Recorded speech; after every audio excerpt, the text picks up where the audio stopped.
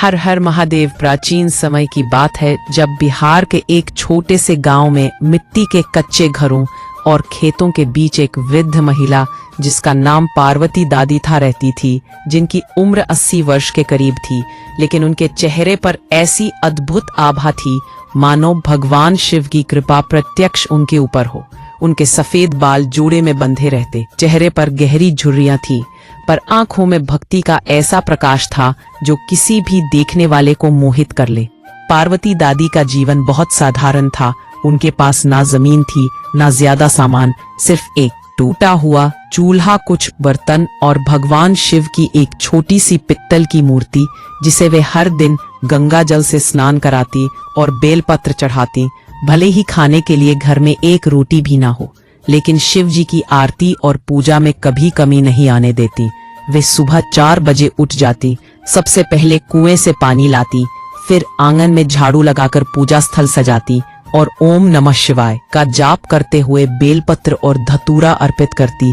पूरे गांव में उनकी भक्ति की चर्चा होती। लोग कहते कि इस बुढ़िया की पूजा से भोलेनाथ इतने प्रसन्न हैं कि पूरा गांव सुरक्षित है। पार्वती दादी के दिन गरीबी में गुजरते थे, पर मन में कोई शिकायत नहीं थी। उनका मानना था कि जो कुछ हो रहा है वह शिव की इच्छा से हो रहा है। एक बार सावन का महीना आया, चारों ओर हरियाली थी, मंदिरों में भीड़ उमड़ रही थी। भक्तगण कांवर लेकर गंगाजल लाकर शिवलिंग का अभिषेक कर रहे थे। लेकिन पार्वती दादी की हालत ऐसी थी कि वे कांवर यात्रा पर नहीं जा सकती थीं। फिर भी उन्होंने निश्चय किया कि इस सावन वे अपने शिव जी को गंगाजल अवश्य चढ़ाएंगी। उन्होंने सोचा कि चाहे कितनी भी कठिनाई हो, मैं अपने भोलेनाथ तक जल पहुंचाऊंगी। अगले दिन सुबह दादी अपने छोटे से लोटे में पानी लेकर निकल पड़ी। उनका इरादा था कि पैदल ही 12 कोस दूर शिव मंदिर जाएंगी। रास्ता ऊबड़ खाबड़ था, पैर कांप रहे थे, लेकिन होठों पर हर हर महादेव का नाम था। गांव के लोग उन्हें रोकते कह रहे थे, दादी आप इतनी दूर कैसे जाएंगी? लेकिन वे मुस्कुराकर जवाब देती कि जब तक मेरी सांस है मैं शिव जी के दर्शन करूंगी। घंटों चलने के बाद वे जंगल के रास्ते में पहुंची। वहां अचानक तेज बारिश शुरू हो गई, मिट्टी फिसलन भरी हो गई और वे गिर पड़ी। उनका घुटना छिल गया, लोटा दूर जा गिरा और सारा पानी गिर गया। दादी ने दर्द से पराहते हुए भी भगवान शिव को याद किया और कहा, भोलेनाथ आपने ही बुलाया है तो अब रास्ता भी आप ही दिखाइए। तभी अचानक पास ही एक साधु प्रकट हुए, जिनके हाथ में गंगा जल का कलश था। साधु ने मुस्कुराकर कहा, माता चिंता मत करो, यह जल मैं आपको दे रहा हूँ, इसे अपने शिव जी को अर्पित करना।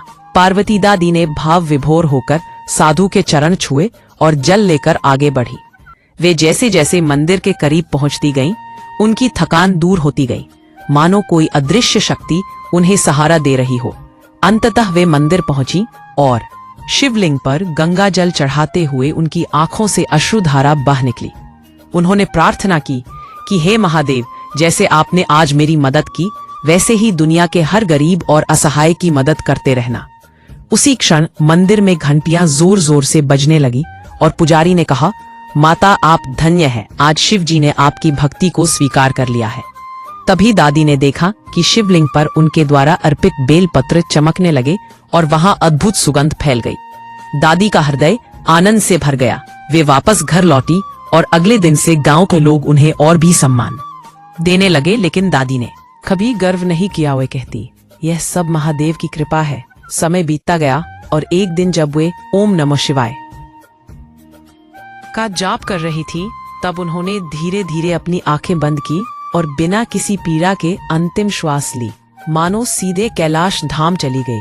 उस दिन पूरे गांव में ऐसा अनुभव हुआ जैसे वातावरण में शिव का डमरू बज रहा हो और आकाश से पुष्प वर्षा हो रही हो।